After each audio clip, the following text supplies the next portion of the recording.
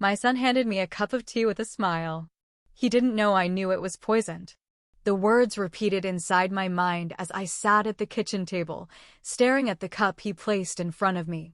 My heart pounded, not from fear, but from a heavy sadness that had settled deep inside my chest. My son, my only child, stood before me, wearing a smile that used to bring me comfort. Now it brought me nothing but pain. "Here you go, mother," Robert said softly, his voice sweet like sugar. "Chamomile, just the way you like it. A little extra honey for your throat." I reached out with trembling hands, taking the porcelain cup. The warmth of the tea seeped into my skin, but it couldn't melt the cold that had wrapped itself around my heart. I glanced at the steam rising, the floral scent filling the air. Underneath that pleasant aroma was something else, something bitter, sharp, unnatural. My stomach turned. He watched me closely. His eyes, always a little too calculating, followed every move I made. His smile was wide, but it didn't touch his eyes. He was waiting, watching, hoping I would take that first sip. "Is it warm enough?" he asked, his voice soft and caring, but I heard the false tone underneath. That was not concern. That was control. I forced a weak smile. "Perfect, darling." Inside, my chest burned. Every word he spoke scratched against old wounds. The boy I had raised, the boy I had fed, protected, and sacrificed for was now standing before me, trying to end my life for money. My throat tightened. The pain wasn't from the poison. It was from betrayal. "You always take such good care of me, Robert," I whispered, playing along. My words tasted like ash. I wanted to spit them out, but I kept my voice gentle. His face lit up, full of pride. He believed me. He thought I was blind, that I hadn't figured out what he had done. "I just want you to be comfortable, mother," he said, tilting his head slightly. "You deserve to relax." Relax? My teeth clenched behind closed lips. How could I relax knowing that my own son was trying to kill me? Every word he spoke was like a needle pushing deeper into my heart. I thought back to all the times he had come to me for help. Every failed job, every bad decision, every debt he couldn't pay. And every time I reached into my own pocket to save him. I never once hesitated. I always believed he would change, that my love would one day be enough for him to finally do better. "You're too good to me," I said, forcing the words out like a stone caught in my throat. He smiled again, that same empty smile that I had seen too many times. He thought he was winning. He thought he would soon have everything he wanted. Robert sat across from me, folding his hands in his lap, pretending to be calm. But I saw his fingers twitching, his leg bouncing slightly under the table. He couldn't wait any longer. He was counting the seconds. "You look tired lately, mother," he said, his voice thick with fake concern. "Are you sleeping well?" Another sharp stab in my chest. Another lie. He didn't care about my sleep. He only cared about how soon I would die. I nodded slowly, keeping my voice steady. A bit tired, but nothing serious. His face softened with pretend sympathy. "You know I worry about you. You mean everything to me." "Everything?" My jaw tightened. If I meant everything, why was he doing this? Why was he standing in front of me, calmly watching me about to drink poisoned tea? I wanted to scream at him. I wanted to ask him how he could do this to me. But instead, I smiled again. That's what he expected. That's what I had always done. Pretend. Hide my hurt. Carry the weight silently. "Thank you, Robert." "You're always so thoughtful," I said, the bitterness in my chest growing heavier with every word. He nodded, pleased with himself. He thought he had fooled me completely. I remembered every sacrifice. When his father passed away, Robert stepped in, offering to handle the family finances. "Don't worry, mother," he said. "I'll take care of everything." And I let him. I wanted to believe he was doing it out of love. But it was greed, not love, that motivated him. "I'll pick up your prescriptions tomorrow," he offered. "Make sure you don't have to worry about anything." "You're always so helpful, Robert," I answered, the anger behind my smile growing. He gave another one of his empty smiles. That mask he wore so well. I wanted to cry, but not from sadness. From rage. From years of being used. From years of watching him squander every chance I gave him. I was looking over my affairs recently, I said softly, watching his reaction carefully. Making sure everything is in order. His smile twitched for a moment. That's smart, Mother. It's important to have things settled. Yes, I replied. Everything is secure now. I saw his eyes narrow, the flicker of suspicion crossing his face. Secure? Yes, I said calmly. The house, the money, everything has been arranged. He tried to hide his surprise, but I saw the small gulp in his throat. Well, that's good. Best to keep things in the family. I looked at him, really looked. The boy I had once held in my arms was gone. Now, there was only a man who saw me as an obstacle standing between him and my estate. You haven't finished your tea, he said, his voice still gentle but with a hint of urgency now. I like to savor it, I replied. You know that. His eyes darted to the cup again. His patience was wearing thin. He wanted me to drink. He wanted to leave and wait for the call that I had fallen ill. Would you like some dessert? I offered, as if nothing was wrong. I made your favorite lemon pie. Maybe later, he said quickly, standing up. You should rest now. Of course. He didn't want to be here when the poison started its work. He leaned down, kissing the top of my head. His lips were cold. I'll call you tomorrow. Of course, dear, I whispered. I watched him gather his coat and keys, moving towards the door. Every step he took felt like a weight pressing on my chest. My child, my only child, willing to watch me die for money. The door closed softly behind him. I sat still for a moment, staring at the teacup. Then, slowly, I stood up and carried it to the sink. I poured the tea down the drain, watching the dark liquid swirl away. His plan vanished with it. I gripped the edge of the sink, breathing deeply. My heart pounded, not from fear, but from the heavy truth I could no longer deny. My son wanted me dead. He thought he was clever. He thought I didn't know. But I had known for weeks. I had seen his search history when he left his phone unlocked on my counter. Searches about poison, about inheritance, about how quickly different toxins worked. That day, I made a decision. I quietly moved all my assets. The house, the bank accounts, everything. With the help of my kind neighbor, Mrs. Callahan, I changed my will, leaving everything to charity. Robert would get nothing. Nothing but what he deserved. Tomorrow would come. And with it, justice. But tonight I allowed myself one small, cold smile. The game wasn't over. In truth, it had just begun. The silence after betrayal is louder than any scream. That night, after Robert left my house, I sat at the kitchen table long after the door closed. The cup sat in front of me, the same cup he had handed me with that fake smile, filled with poison tea he had hoped would end my life. My hand rested on the table, my fingers gently brushing the rim of the empty porcelain. I stared at it for a long time, my breath steady but my chest heavy with the pain that had been growing for years. I was not surprised by what he tried to do. The real pain came from finally facing the truth I had tried to avoid for so long. My son, my only child, saw me as an obstacle. Not a mother. Not a person. Just something in his way. The house was still. I could hear the faint humming of the refrigerator and the ticking of the old wall clock, counting each second of my growing realization. The air felt heavy, thick with memories that refused to stay buried.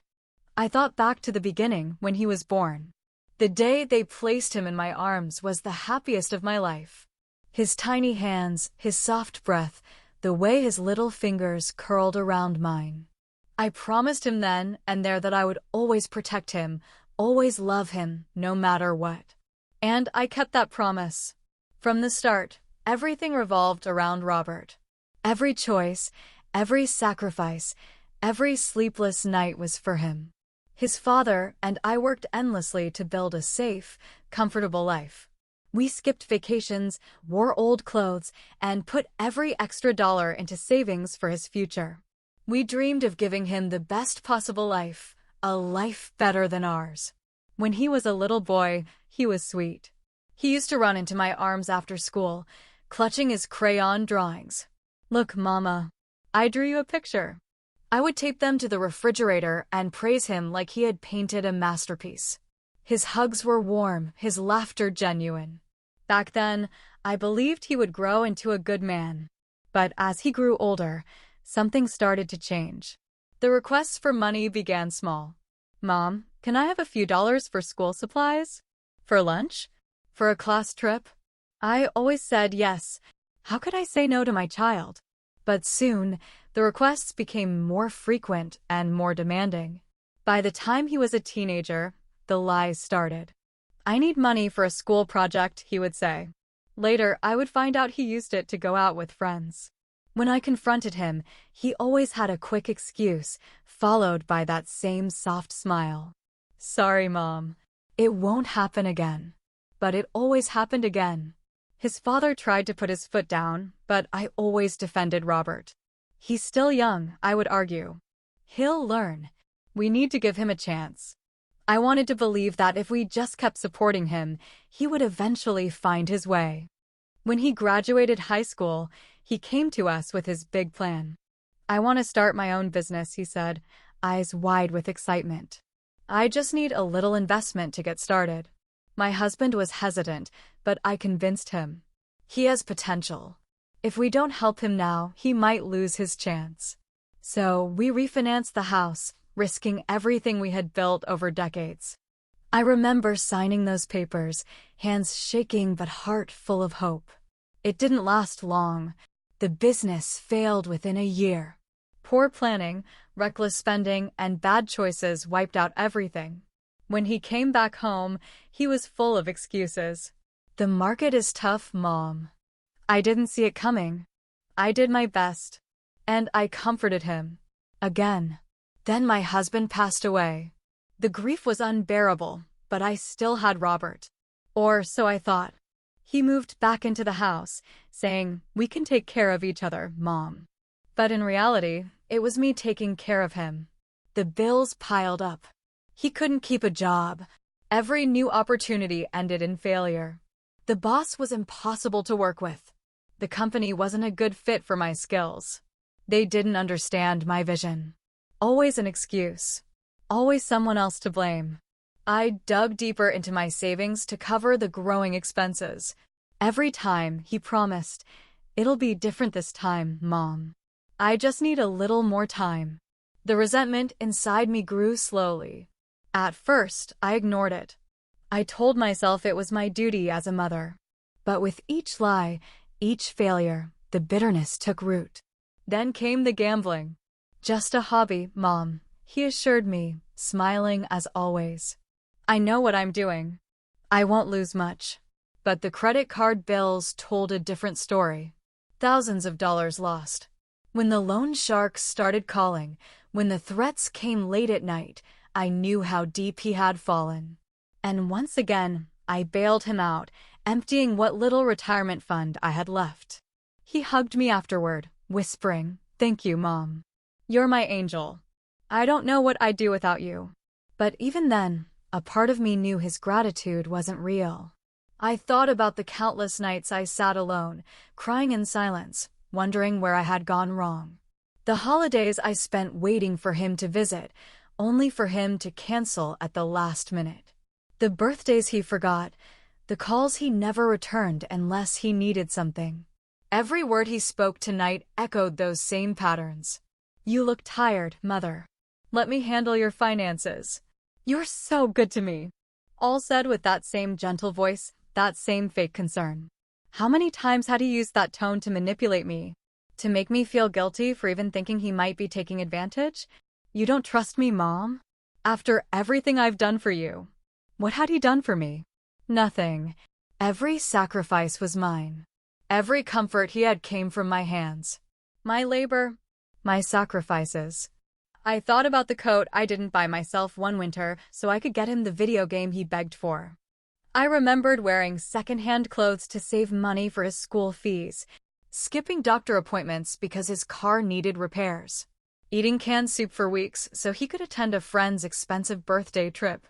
I gave him everything, and still, it wasn't enough. Tonight, standing in my kitchen, handing me a cup filled with poison, Robert showed me exactly how little I meant to him. Not as a person, not as his mother, but as a means to an end. I had seen his search history weeks ago. The carefully worded questions: how much poison to use? How long before symptoms appear? Inheritance laws for only children. He planned every detail. The rage inside me was different now. It wasn't explosive. It was cold, steady, and sharp. The kind of anger that comes after years of silence and endurance. I stood up from the table and walked to the living room, where old photo albums sat on the shelf. I opened one, flipping through the pages filled with pictures of him as a child. His first steps. His birthdays. Vacations where I stretched every dollar to make sure he smiled. How did we end up here? I closed the album and wiped my eyes. The tears weren't for him anymore. They were for me, for the years I lost, for the love I poured into someone who saw me only as a wallet. He thought I would be gone by morning. He thought he would finally have the money he believed he deserved. But I had made my own plans. Months ago, I transferred my assets. The house, the savings, everything. My dear neighbor, Mrs. Callahan, had seen the way Robert treated me. She offered to help, connecting me with honest legal advice. Now all my assets were in a trust. When I passed, the money would go to charity. Robert would get nothing. He didn't know any of this. He still believed that inheritance would be his salvation. I stood by the window, staring into the dark night. The stars sparkled above, silent witnesses to my decision. The house, once filled with my silent sorrow, now felt like a fortress. For the first time in years, I felt strong. Tomorrow, everything would begin. Tomorrow, he would face the consequences he never expected. The pain he caused me for years would not be forgotten. But tonight, I allowed myself one final moment of quiet. The weight that had sat on my chest for decades finally began to lift. The real game had begun. The morning after the cup of poison tea sat like a heavy page in my life story. There was no dramatic confrontation. No tears. Just silence, and that unbearable weight pressing on my chest. But oddly, something inside me had shifted. After decades of bending, of sacrificing for Robert, of justifying his choices, I finally felt something I hadn't known in years: clarity.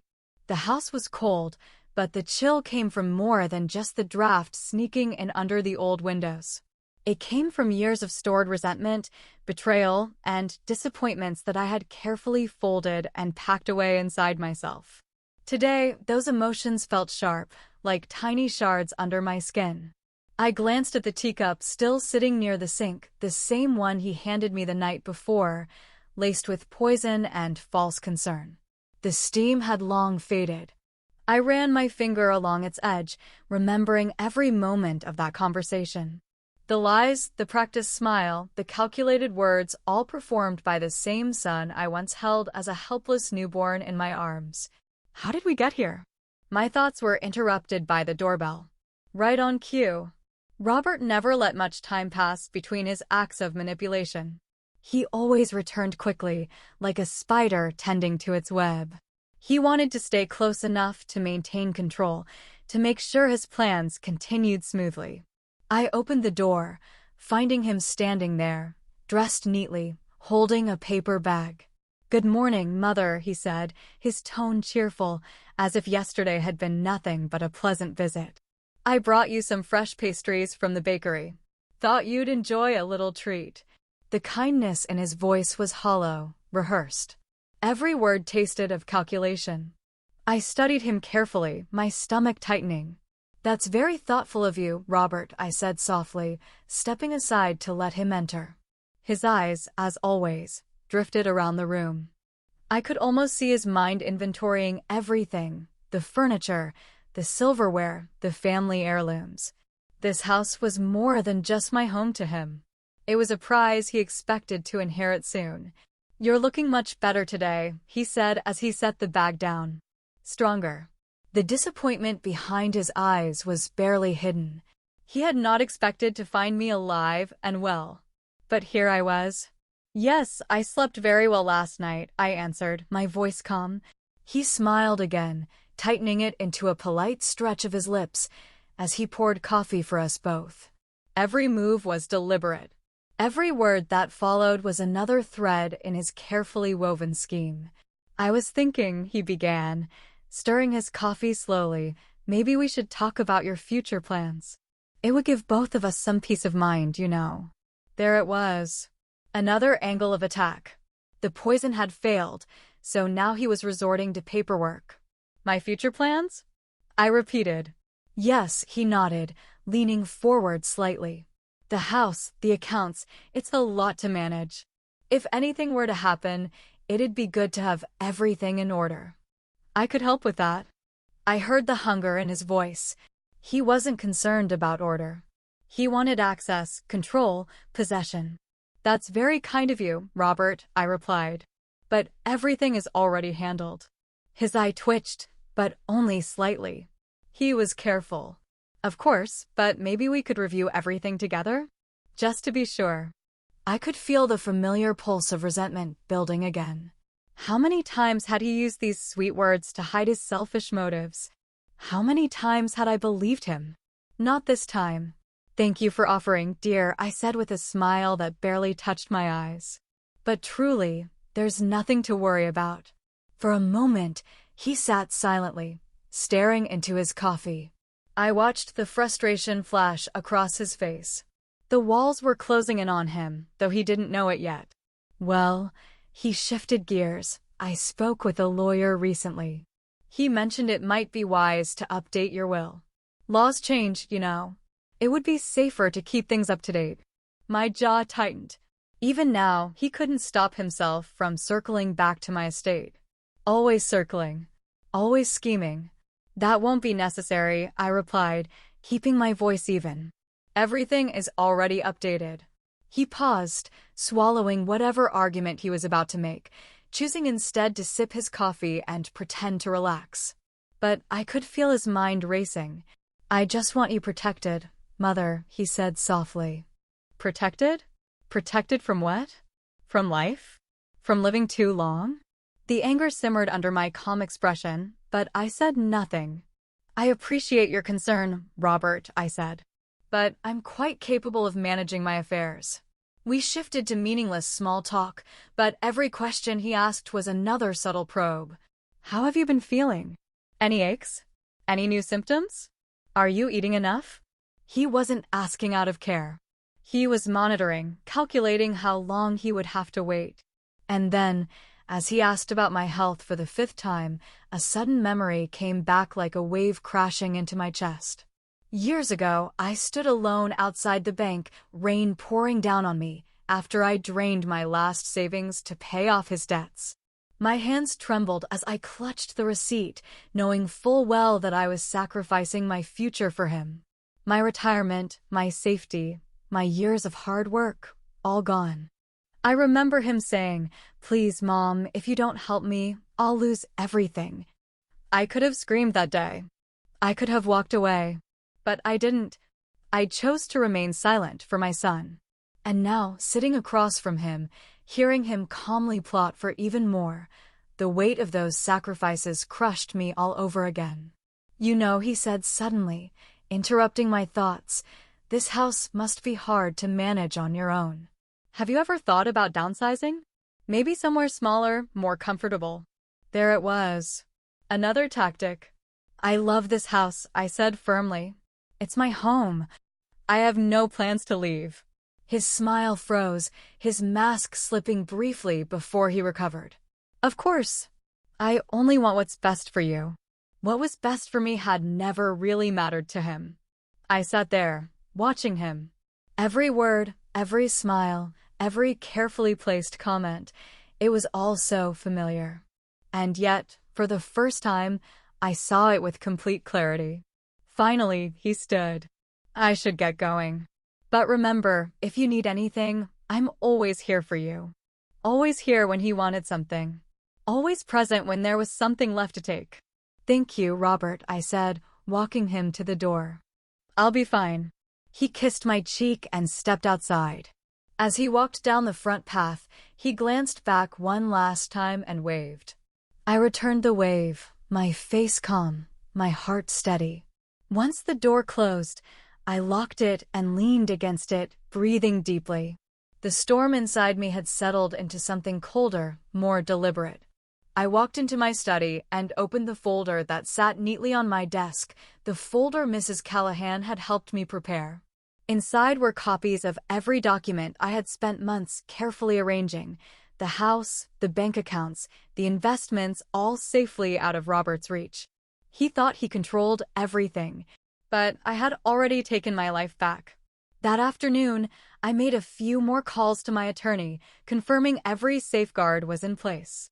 Robert wouldn't see a dime of what he assumed was waiting for him. I wasn't doing this for revenge. I was doing it to finally protect myself, to honor the years I had given, to preserve what little peace I had left. Later that evening, as the sky darkened and the house fell silent again, I sat by the window and watched the wind ripple through the trees. The world felt quiet, but my heart felt stronger than it had in years. I thought of the little boy who once ran to me with drawings, who called me Mama with genuine love. I mourned that boy, but I no longer mourned the man he had become. Robert had made his choices, and now I had made mine. Tomorrow, I would continue to live, not as his victim, not as his caretaker, but as myself. For the first time in my life, I was free. The unraveling began with the first phone call. It was still early, the world outside my window barely stirring, when the shrill ring pierced the quiet house. The sun had just begun to rise, casting long shadows across my kitchen floor. I sat at the table, my hands steady, my mind already prepared for what was coming. The storm I had silently predicted was finally here. I lifted the receiver and placed it gently to my ear. Mother. Robert's voice cracked slightly. There was a nervous tension there I had not heard in years. We need to talk. Of course, dear, I replied calmly. What is it? The bank, there's a problem. He hesitated. They're saying the accounts are locked. My name isn't listed on anything. I thought we arranged all of this. There it was, the first sign that he was beginning to understand. Yes, I remember, I answered evenly. But as I told you, everything is already handled.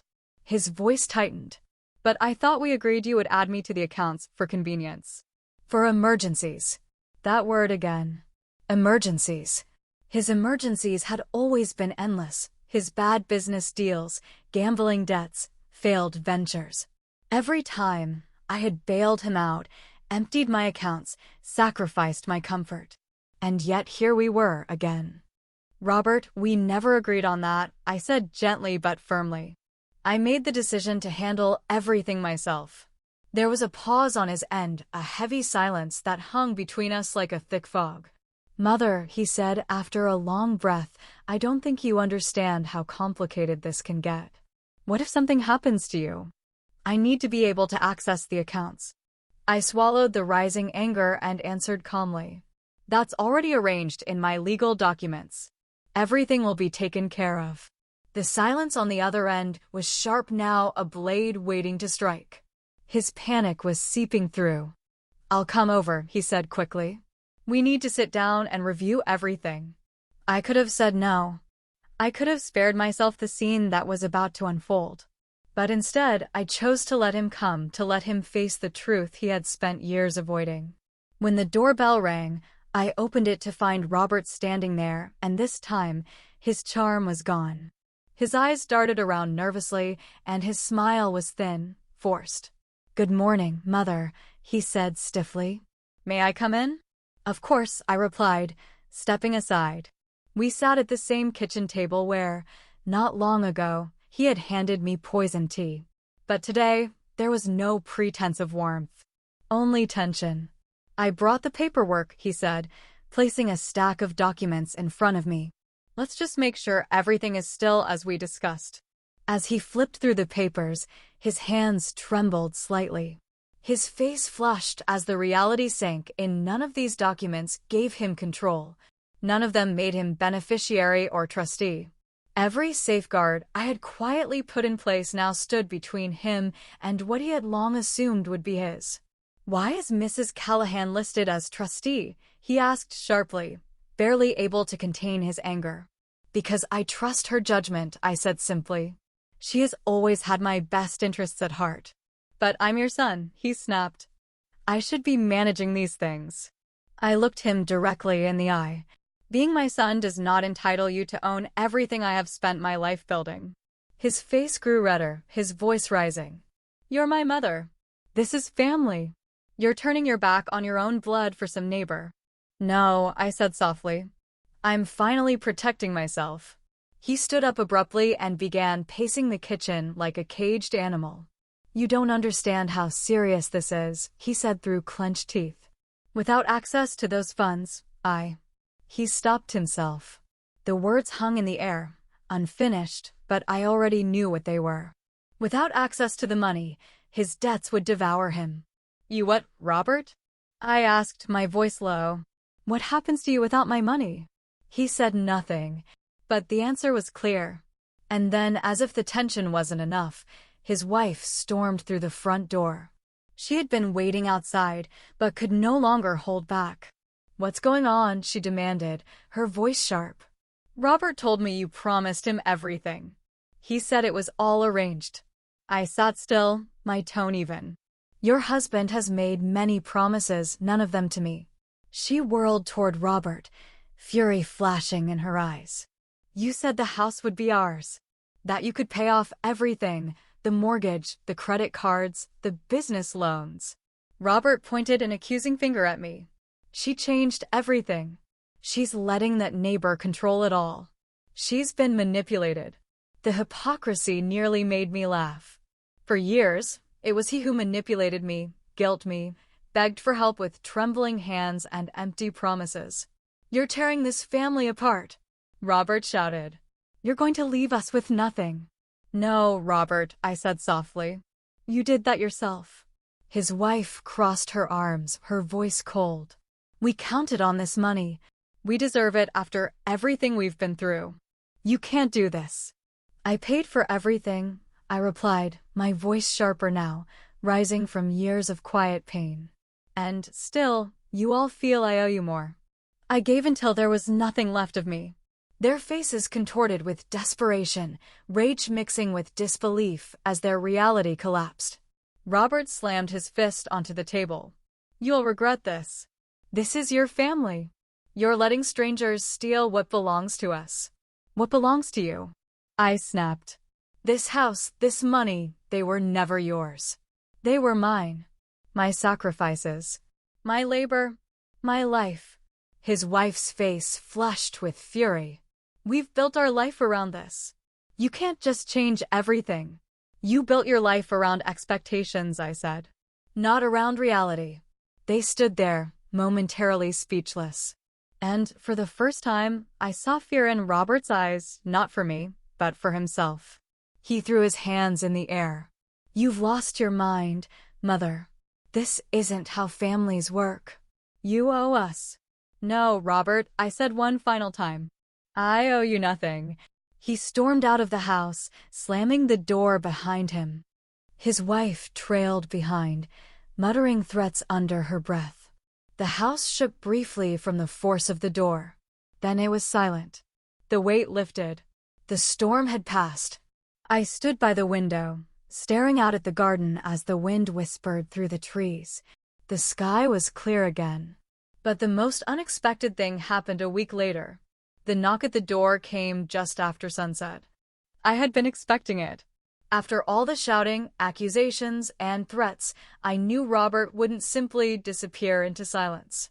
No, his desperation wouldn't allow that.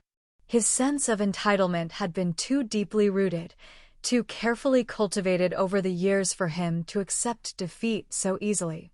As I opened the door, the cool evening air brushed against my skin. Robert stood there, but he wasn't alone. This time, he brought company, his wife, and an older man I recognized as their lawyer. The lawyer wore a forced, polite smile, the kind that pretends neutrality while being paid to be on one side. "Mother," Robert began, his voice now rehearsed, overly calm. "We want to resolve this once and for all." I stepped aside, allowing them in.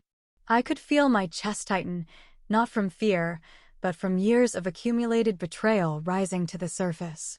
Every step Robert took into my home was like another weight added to that pile of resentment that had grown over decades. We sat at the kitchen table, just like always. The same table where he had once handed me poisoned tea. The same table where every facade of love had shattered under the weight of greed. "Mother," Robert continued as they settled in, "we've consulted legal counsel. And we believe there may have been some confusion with your recent decisions." His wife chimed in quickly, her voice sharp, impatient. "It's not too late to fix things. This can still be resolved within the family, without dragging everyone through unnecessary complications." The lawyer cleared his throat, laying down a thick folder of papers. "Mrs. Whitaker, your son and daughter-in-law are only concerned for your well-being.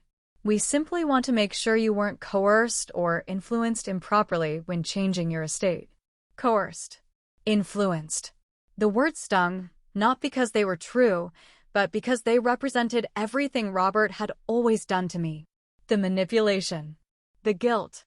The constant pressure wrapped in the disguise of care. "Everything was done according to my wishes," I said steadily. "Mother," Robert said, faking a soft tone, "we just don't want you to make decisions you'll regret later. Or leave things in the hands of people who may not truly have your best interests at heart." His wife leaned forward. "Mrs. Callahan isn't family. You barely even knew her before she got involved in your affairs." I held back the sharp words that nearly escaped my lips. Instead, I spoke with a calm that came from years of practiced restraint. "Mrs. Callahan has been more of a family to me than either of you have been for many years." Robert's face darkened, his calm exterior cracking again. "That's not fair. We've always been here."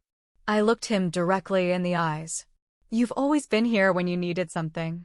His wife scoffed, shaking her head. "You're punishing us for mistakes that were made years ago. Mistakes that don't define who we are now." "Mistakes," I repeated, my voice rising slightly. "You mean the debts I paid? The countless loans? The gambling? The business ventures I funded and watched crumble while you promised every time it would be different?" Robert gritted his teeth. "We had hard times. You were supposed to support your family. That's what parents do." "And I did," I snapped. Over and over. "I sacrificed everything, my savings, my home, my peace, because I believed in you. Because I loved you."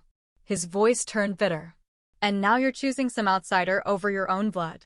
"I'm choosing myself," I said. "For the first time in my life." The lawyer tried to interject again, speaking with carefully measured words. "Mrs. Whitaker, while you are within your legal rights, it is often advisable to consider reconciliation. Litigation could be costly and—" "Let him sue," I said coldly. "Let the world see the truth of what my son has become." The lawyer shifted uncomfortably in his seat. Robert pounded his fist on the table, his patience finally breaking. "You don't know what you're doing. Do you have any idea what this will do to us?" "To me?" "Yes," I whispered. "I do." His wife's voice became shrill. "We will be ruined. After everything we've been through, you're going to leave us with nothing." "You were never entitled to any of it," I said, my voice like ice. "I worked for everything I have. I sacrificed for everything I have. And now I will protect it from both of you." Robert leaned in, his voice turning venomous. "You're bitter, Mother. You've let resentment poison you." "No," I said, locking eyes with him. "It was your greed that poisoned this family. Not me." The air in the room thickened, heavy with unspoken rage. For a long moment, no one said a word. Finally, the lawyer closed his folder. "I think it's best we leave for today." Robert stood up abruptly, his chair scraping against the floor. "You're making a huge mistake." No, Robert, I said calmly. I made the mistake years ago when I believed loving you meant letting you destroy me.